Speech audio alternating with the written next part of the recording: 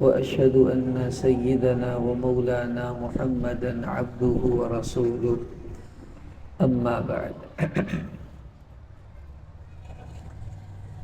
آج ہمارا موضوع ہمارے ملک کے جو موجودہ صورتحال ہے اس کے حوالے سے ہے۔ بہت دنوں سے گہما گہمی چل رہی ہے ہندوستان کی، پاکستان کی، اور لڑائی کی کیفیت ہے، اور بھئی آج جنگ لگی کہ کل جنگ لگی۔ دیکھیں، سب سے پہلے تو یہ جاننا ضروری ہے کہ یہ جو خوف کے حالات ہیں یہ آنا کوئی نئی بات نہیں ہے، بلکہ یہ اللہ تعالیٰ کی طرف سے بہت پہلے اعلان ہو چکا کہ احسب الناس ان یترکوا ان یقولوا آمنا وهم لا یفتنون، کہ ایمان والے کیا سمجھتے ہیں کہ بس اب ہم ایمان لے آئے تو کافی ہے اور ان کو آزمایا نہیں جائے گا۔ تو آزمائش ہوگی، کیسے ہوگی؟ اللہ نے خود قرآن میں بتایا وَلَنَبْلُوَنَّكُمْ بِشَيْءٍ مِّنَ الْخَوْفِ، کہ ہم خوف لا کر تمہیں آزمائیں گے کہ تم اس خوف میں کرتے کیا ہو۔ اور وہ خوف کی کیفیت کا ایک حصہ یہ بھی ہے جو آج کل ہمارے سروں پہ منڈلا رہا ہے۔ تو اس سے پتہ چلا کہ یہ آزمائشیں دنیا میں ایمان والے کی ایک پریکٹس ہے، اور ایک اللہ اس کو حالات سے گزارتے ہیں تاکہ یہ صبر کرے اور اللہ کی رضا کا سرٹیفکیٹ پا لے، اور یہ ان حالات سے گزر کر اپنے اللہ سے ایسے جڑ جائے کہ جو دوری تھی اللہ پاک اس دوری کو ختم فرما دے۔ یہ مقصد ہوتا ہے حالات کے لانے کا۔ تو آج کل جو حالات ہیں وہ اسی طرح کے ہیں کہ ہمیں اپنے رب سے جڑنا بھی ہے، صبر کا مظاہرہ بھی کرنا ہے۔ اب سب سے پہلی بات تو یہ سمجھنا ان حالات میں ضروری ہے کہ ہمارے نبی صلی اللہ علیہ وسلم نے جنگ کی تمنا کرنے سے ہمیں روکا ہے، کہ یہ کبھی نہیں مانگنا اللہ سے کہ جنگ لگے، اور نہ یہ جذبہ ہونا چاہیے کہ جنگ لگے۔ حدیث میں آتا ہے، صحیح مسلم میں روایت ہے، آپ صلی اللہ علیہ وسلم نے فرمایا کہ یا ایھا الناس لا تتمنوا لقاء العدو، اے لوگوں کبھی دشمن سے لڑائی کی تمنا مت کرنا، واسألوا اللہ العافیہ، بلکہ اپنے اللہ سے عافیت مانگو کہ صلح اور امن کے ماحول میں ہی تمہارا کام چلتا رہے، لڑائی نہ کرنی پڑے۔ لیکن فرمایا فَإِذَا لَقِيتُمْ فَاصْبِرُوا، اگر تمہاری کوشش رکنے کی تھی اس کے باوجود جنگ لگ جائے تو پھر بھاگنا نہیں ہے، پھر تم نے جم کر ڈٹ کر لڑنا ہے اور اپنے آپ کو جمانا ہے۔ مطلب تمنا بھی نہیں کرنی، اور اگر لگ جائے تو پھر ایسا جمنا ہے کہ بس پھر پیچھے ہٹنے کی گنجائش نہیں ہے۔ تو سب سے پہلے تو یہ جنگ کی تمنا جو ہے اس سے منع کیا گیا، اور یہ نہیں ہونی چاہیے۔ وہ مشہور ایک فوجی ریٹائر ہوا تو اس کو انہوں نے میڈل وغیرہ کوئی دینا تھا، تو تقریب ہوئی اور اس کو میڈل دینے لگے، تو کہا آپ کچھ کہنا چاہتے ہیں؟ تو اس نے کہا کہ جی میں تو یہ چاہتا تھا کوئی جنگ لگتی اور میں کوئی کارنامہ دکھاتا پھر مجھے یہ میڈل ملتا، تو لیکن چلو کوئی بات نہیں۔ تو بیچ میں سے ایک فوجی بولا کہنا ہن تہاڈے چکراں 'ਚ جنگ لوا دی سی بھئی تجھے میڈل دینے کے چکر میں جنگ تو نہیں لگے گی۔ تو یہ جو تمنا ہے جنگ کی یہ منع ہے، صحیح نہیں ہے۔ وہ میں پڑھ رہا تھا پچھلے دنوں کہ وہ پوسٹ لگائی ہوئی تھی کہ بچے نے ماں سے کہا کہ اماں جی جنگ لگنے والی ہے، تو ماں تنگ آئی بیٹھی تھی، کہندی اللہ کرے پہلا بم تہاڈے موبائلاں تے ڈگے آ کے جڑا تسی چھڈدے ہی نہیں، ہر ٹائم لگے رہندے۔ تو موت کی تمنا سے، جنگ کی تمنا سے ہمارے نبی نے منع کیا، تو ہم کبھی جنگ کی تمنا نہ کریں۔ یہ شوق نہ ہو کہ ہم بھی دیکھیں جنگ کیسے لگتی ہے۔ آپ کو صرف جنگ کے نام کا پتہ ہے، حالات جو جنگ کے بعد آتے ہیں وہ آپ سوچ بھی نہیں سکتے۔ اب دیکھیں نا، غزہ میں جنگ لگی ہوئی ہے تو کیا آپ دیکھتے نہیں وہاں کے حالات کیا ہیں؟ کھانے کو وہ لوگ ترس گئے، پینے کو ترس گئے، دوائیاں نہیں ہیں، ہسپتالوں پر حملے، کیا کیا نہیں ہو رہا۔ تو جنگ میں یہی سب کچھ ہوتا ہے، تو کبھی تمنا نہ کی جائے۔ اگلی بات یہ کہ جب ایسے حالات آئیں تو ہمیں کیا کرنا ہے؟ سب سے پہلا کام ہمارے لیے جو دیا گیا وہ یہ کہ ہمارے نبی علیہ السلام نے قنوت نازلہ کا اہتمام فرمایا۔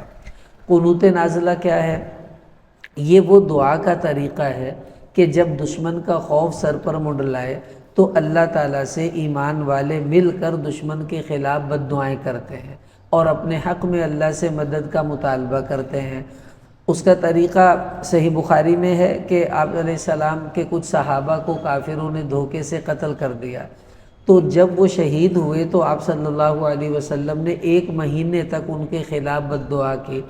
تو طریقہ یہ ہے کہ فجر کی نماز میں جب دوسری رکعت میں رکوع سے اٹھ جائیں تو سجدہ جانے سے پہلے امام صاحب اونچی دعائیں مانگیں گے اونچی آواز میں، اور مقتدی جو ہیں وہ آمین آمین کہتے رہیں گے، اس کے بعد رکوع میں چلے جائیں گے۔ وہ مختلف دعائیں آتی ہیں کتابوں میں، ان میں سے کوئی بھی دعائیں آپ پڑھ دیں، تھوڑی زیادہ امام صاحب جو بھی پڑھیں گے، تو یہ قنوت نازلہ ان حالات میں پڑھنا سنت ہے۔ دوسرا کام ہمارے ذمہ یہ کہ عمومی دعائیں، جیسے ہم نماز پڑھتے ہیں اس وقت، چلتے پھرتے دعائیں مانگتے ہیں اس وقت، تو وہ دعائیں مانگے جس میں دشمن کے ساتھ اللہ پاک نے، ہمارے نبی نے دشمن کے خلاف ہمیں اللہ سے مدد مانگنے کا طریقہ سکھایا۔ مثلا ابو داؤد شریف میں حدیث آتی ہے کہ یہ دعا دشمن کے خوف کے وقت ہمارے نبی پڑھتے تھے، اللہم انا نجعلک فی نحورہم ونعوذ بک من شرورہم۔ اس کا مفہوم یہ ہے کہ یا اللہ ہم تجھے دشمن کے مقابلے میں کھڑا کرتے ہیں اور ان کے شر سے تیری پناہ چاہتے ہیں، یعنی ہم نہیں لڑیں گے، تو ہماری طرف سے لڑ۔ یہ کتنی مضبوط دعا ہے۔ صحیح مسلم میں حدیث آتی ہے، آپ علیہ السلام نے یہ دعا سکھائی کہ اللہم اکفناہم بما شئت، کہ یا اللہ ان لوگوں کو ہماری طرف سے تو کافی ہو جا، جیسے تو چاہتا ہے ان سے نبٹ لے۔ ایسی ایک روایت میں صحیح مسلم میں ہی ہے، آپ علیہ السلام نے دشمن کے مقابلے پر یہ دعا مانگنے کا صحابہ کو ترغیب دی کہ اللہم منزل الکتاب ومجری السحاب حازم الاحزاب اہزمہم وانصرنا علیہم۔ اس کا معنی ہے اے اللہ تو وہ ہے جو کتاب کو اتارنے والا ہے، ہواؤں کو چلانے والا ہے، لشکروں کو شکست دینے والا ہے، ان دشمنوں کو شکست دے اور ہماری ان کے خلاف مدد فرما، یعنی ہم ان کو دبا کر رکھیں تو ہمیں مدد دے دے۔ تو یہ دعائیں آپ نہیں عربی میں آتی، اردو پنجابی میں مانگیں، اللہ ہمارے ملک کی مدد فرما، یا اللہ ہمارے لیے عافیت فرما، تو ایسی دعائیں اللہ تعالیٰ سے ہم مانگیں۔ اس کے بعد ہماری اگلی ذمہ داری یہ کہ اس ماحول میں منفی پروپوگنڈے سے اپنے آپ کو بچانا ہے۔ مثلا غیروں کے بہت سے حامی ہیں، وہ ہماری فوج کے خلاف پروپوگنڈا کریں گے، ہمارے ملک کے خلاف کریں گے کہ جی وہاں یہ مار دیے، اتنے ہم نے فوجی مار دیے۔ تو ایسی خبروں کو آگے پھیلانا نہیں ہے جب تک ان کی تصدیق نہ ہو، اور اگر تصدیق ہو بھی جائے تو ان کو دبا دیں، آگے نہ پھیلائیں، کیونکہ اس سے لوگوں کے حوصلے پست ہو جاتے ہیں۔ جب وہ دیکھتے ہیں کہ ہمارے تو فوجی مر رہے ہیں اور ہمارا ملک تو ادھر سے تباہ ہو رہا ہے، ادھر سے ہو رہا ہے، حوصلے ٹوٹتے ہیں۔ قرآن میں اللہ تعالیٰ نے ایسے لوگوں کی مذمت بیان کی، اور قرآن میں اللہ نے ارشاد فرمایا وَإِذَا جَاءَهُمْ أَمْرٌ مِّنَ الْأَمْنِ أَوِ الْخَوْفِ أَذَاعُوا بِهِ، کہ ان لوگوں کے پاس جب خوف یا امن میں کچھ ایسی خبریں آ جاتی ہیں تو یہ آگے ان کو پھیلانا شروع کر دیتے ہیں، حالانکہ ان کو دبانا چاہیے تھا تاکہ حوصلے نہیں ٹوٹیں۔ تو اس ماحول میں منفی پروپوگنڈا نہیں کرنا ہے اپنی فوج کے خلاف، اپنی حکومتوں کے خلاف، کیونکہ اس وقت ہمیں ایک ہونے کی ضرورت ہے۔ منفی پروپوگنڈا یہ بہت نقصان دہ ہے، اور حدیث میں آتا ہے کفا بالمرء کذبا ان یحدث بکل ما سمع، آدمی کے جھوٹا ہونے کے لیے اتنا ہی کافی ہے کہ جو سنے آگے نقل کر دے، اس کی تحقیق ہی نہیں کر رہا کہ یہ بات صحیح بھی ہے یا نہیں۔ تو اس لیے ان سے بچنا ہے۔ پھر اگلی ذمہ داری ہماری ہے کہ ہمیں اپنے ملک، اپنی فوج کا پورا ساتھ دینے کا جذبہ ہمارے اندر ہونا چاہیے۔ ایسا جذبہ ہو جیسے صحابہ کرام کا رسول پاک صلی اللہ علیہ وسلم کے سامنے تھا جنگ کے موقعوں پر، کہ وہ اپنے آپ کو پیش کرتے تھے۔ مثلا صحیح بخاری میں ہے غزوہ خندق میں صحابہ جب خندق کھود رہے ہیں تو اب بھوک کی حالت ہے، پیٹ پر پتھر باندھے ہوئے ہیں، اور کیا کہہ رہے ہیں کہ نحن الذین بایعوا محمدا علی الجہاد ما بقینا ابدا، کہ ہم تو وہ ہیں جس نے محمد صلی اللہ علیہ وسلم کے ہاتھ پر موت تک لڑنے کی بیعت کر لی کہ ہم حضور کے ساتھ موت تک لڑتے رہیں گے مل کر کافروں کے خلاف۔ تو یہ جذبہ ہو۔ بدر کا موقع تھا، آپ صلی اللہ علیہ وسلم نے دیکھا صحابہ تو تھوڑے سے تھے، کافر بہت زیادہ، اسلحہ بھی ان کے پاس زیادہ۔ اب نقشہ پورے کا پورا شکست کا تھا۔ اب حضور نے صحابہ کو دیکھا تو مقداد رضی اللہ عنہ کھڑے ہوئے انصار میں سے، کہنے لگے حضور ہم وہ نہیں ہیں بنی اسرائیل والے جنہوں نے اپنے نبی موسیٰ علیہ السلام سے کہا تھا، قرآن میں ہے کہ اذهب انت وربک فقاتلا انا ہاہنا قاعدون، اے موسیٰ تو اور تیرا خدا جا کر لڑ، ہم تو یہاں بیٹھے، ہم نہیں لڑیں گے۔ کہ حضور ہم وہ نہیں ہیں وہ جو آپ سے یہ کہہ دیں گے، ہم تو وہ ہیں جو یہ کہتے ہیں کہ امضی ونحن معک، آپ آگے بڑھیے ہم آپ کے ساتھ ہیں، آپ سے پہلے ہم اپنی جان دیں گے اور ہمارا بچہ بچہ آپ پر اپنی جان قربان کر دے گا، تو ہم تو وہ ہیں۔ تو جس طرح صحابہ نے رسول پاک صلی اللہ علیہ وسلم سپہ سالار تھے تو انہوں نے حوصلہ دیا، اب ہماری ذمہ داری ہے کہ ہم اپنی فوج کو وہ حوصلہ دیں کہ ان کو پتہ چلے پورے ملک کا بچہ بچہ ہمارے ساتھ ہے۔ اب 64 کی جب جنگ ہوئی ہے، دیکھیں جنگ صرف فوج نہیں لڑا کرتی، جنگیں جو ہیں وہ پوری قوم مل کر لڑا کرتی ہے، تب ملک جنگ جیتا کرتا ہے۔ 64 میں یہی ہوا، ہمارے ملک کا بوڑھا، نوجوان، بچے، عورتیں، مرد سب اس طرح آگے آگے تھے کہ وہ یہ چاہ رہے تھے کہ فوج پیچھے ہو جائے، ہم اپنے آپ کو پہلے قربان کر دیں۔ تو اللہ نے ان جذبوں کی برکت سے انڈیا کا ایسا جو تھا وہ اسے نیست و نابود کیا اس جنگ کے اندر، کہ یہ ایک معجزانہ کیفیت تھی، جیسے بدر میں تھوڑے سے صحابہ غالب آ گئے، ہمارے ملک کے پاس نہ اتنا اسلحہ تھا نہ اتنی فوج تھی، اللہ نے پھر بھی غلبہ عطا کیا۔ تو اس ماحول میں ہمیں بھی اپنی فوج کی ٹانگیں نہیں کھینچنی بلکہ ان کو حوصلہ دینا ہے، اپنے ملک کے جو لڑنے والے ہیں ان کا شانہ بشانہ کھڑا ہونا ہے۔ بہت سے لوگ ایسے موقعوں پر لو جی ملک لوٹ کے کھا گئی فوج، اور جی یہ بزدل ہیں انہوں نے کیا لڑنا ہے، یہ تو ایسے ہیں یہ تو ویسے ہیں، یہ وقت ان باتوں کے کرنے کا نہیں ہے۔ اس سے ہمارے اپنے حوصلے ٹوٹیں گے، ہماری فوج کے حوصلے ٹوٹیں گے، وہ کہیں گے ٹھیک ابھی جی سانو ایڈے پیڑا سمجھتے سی سائڈ تے ہو جانے آپ ہی لڑ لو، اب ہم کیا لڑیں گے بھائی، ہم تو محلے والوں سے نہیں لڑ سکتے تو فوج سے کیا لڑیں گے۔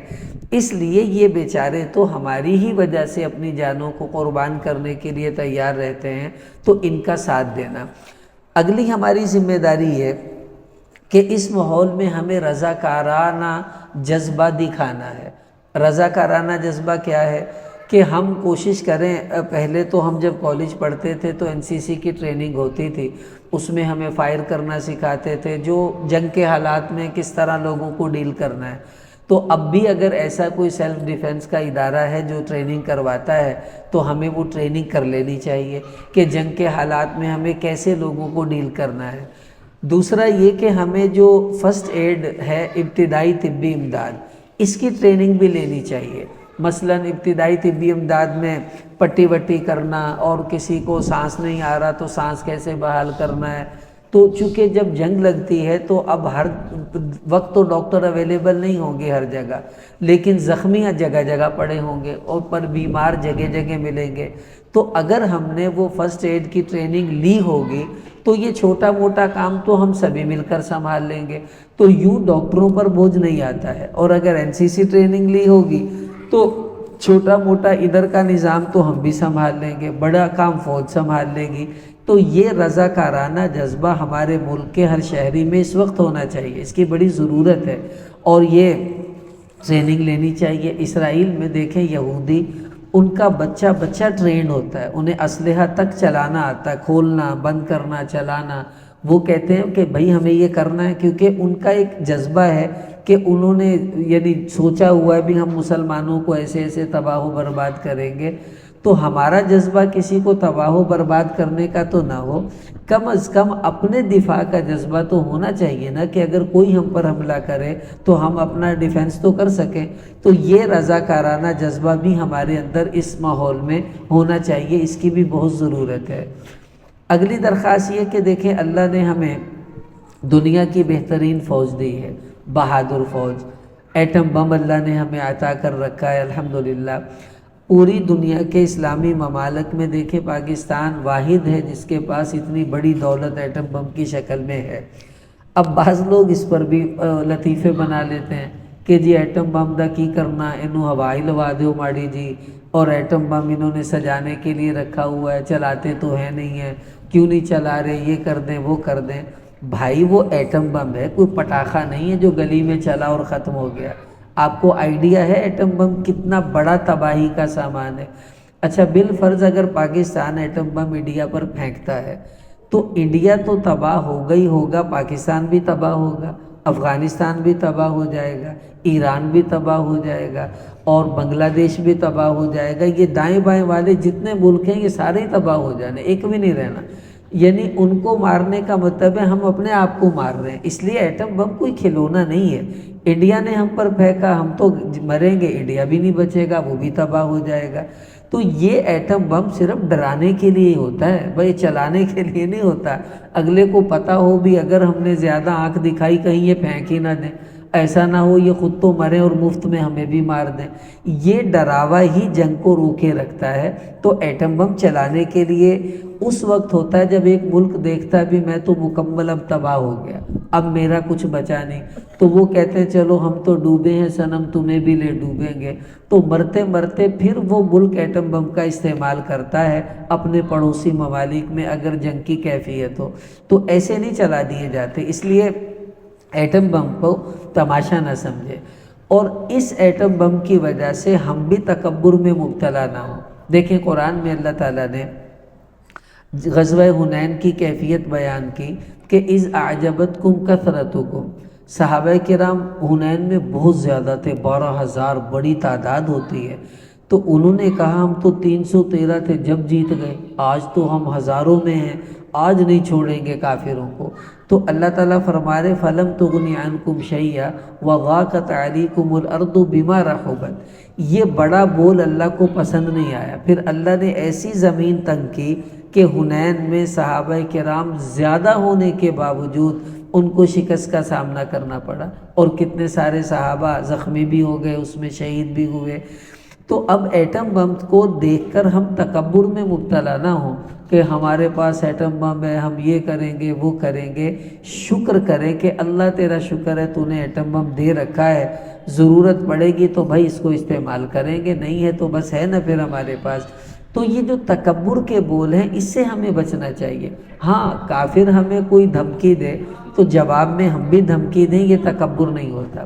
وہ چپ کر کے بیٹھے اور ہم بلا وجہ ایسے ایسے بول رہے ہوں تو اللہ تعالیٰ کو بڑے بول اچھے نہیں لگتے ہیں۔ تو اس ماحول میں تکبر کی بجائے اللہ کے شکر کی طرف ہمیں متوجہ ہونا چاہیے، تاکہ اللہ تعالیٰ ایسے ماحول سے ہمیں بچائیں کہ جس میں کہیں ہمارا رب ہم سے ناراض نہ ہو جائے۔ آخری درخواست یہ ہے کہ دیکھیے سوشل میڈیا ہر آدمی استعمال کرتا ہے، تو آپ سوشل میڈیا پر کم از کم اس ماحول کو پیدا کرنے کی کوشش کریں جو عرض کیا ہے، کہ جس سے ہمارے ملک کا حوصلہ بلند ہو، ایک ایک پاکستانی کا حوصلہ بلند ہو، اور ہم ہر وقت تیار ہوں جنگ لڑنے کے لیے کہ جب لگے گی تو ہم انشاءاللہ تیار ہیں۔ وہ ہمارا ایک بیٹا ہے چھوٹا، تو وہ بیٹھا گھر میں تو گیم کھیل رہا تھا، تو میں نے ایسے ہی اس کو کہہ دیا، میں نے کہا بھائی جنگ لگنے والی ہے، تو کس کام میں لگا ہوا ہے؟ کہتا ابو جب لگے مجھے بتا دینا، میں ابھی آ جاؤں۔ میں نے کہا ٹھیک ہے بھائی۔ تو ایسا جذبہ ہو، ہمارا بچہ بھی جنگ کے لیے تیار ہو کہ لگے گی تو ہم تیار ہیں بھائی، دیکھی جائے گی۔ تو مسلمان ایسا ہی بڑے حوصلے والا ہوتا ہے۔ بہرحال یہ کچھ گزارشات تھیں جو آج کل کے ماحول کے حساب سے ہمارے سامنے ہونی چاہیے تھی۔